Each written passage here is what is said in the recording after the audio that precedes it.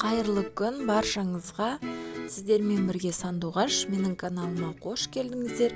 Бүгін өте дәмді зебра пирогының рецептімен бөлісейін. Мен зебра пирогын өте көп рецепттер жасап көрдім, бірақ ұнаған ішіндегі ең күшті рецепт осы. Барлығыңызға жасап көруге кеңес беремін. Ең алдымен ыдысымызға жұмыртқаларымызды салып, үстінен құмшекерімізді салып, ағарғанша жақсылап араластырып, миксермен араластырып аламыз. Жақсылап аппақ болып көпіруі керек.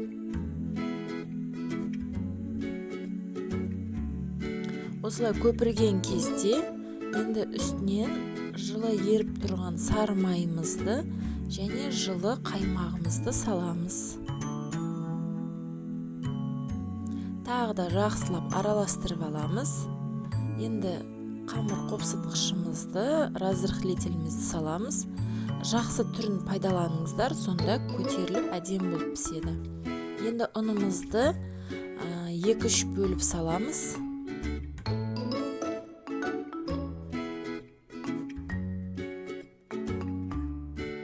Барлығы дайын болған қамырымызды 2 бөлікке бөліп, азырақ бөлігіне какаомызды салып, жақсылап араластырып аламыз.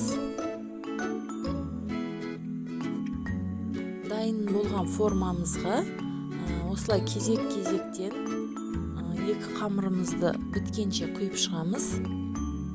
2 қасық ақ қамырымыздан, 1 қасық қоңыр қамырымыздан салып, екеуін формамызға құямыз. Және қызып тұрған 175 градус пеште менде ровно 45 минутта пісіп шықты.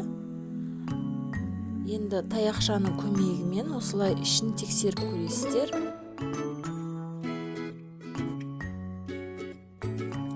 Осымен біздің пирогымыз дайын. Осы рецептпен жасап көріңіздер, өте дәмді, керемет шығады. Және менің каналыма жазылып қоюды ұмытпаңыздар. Сіздермен болған Сандуғаш.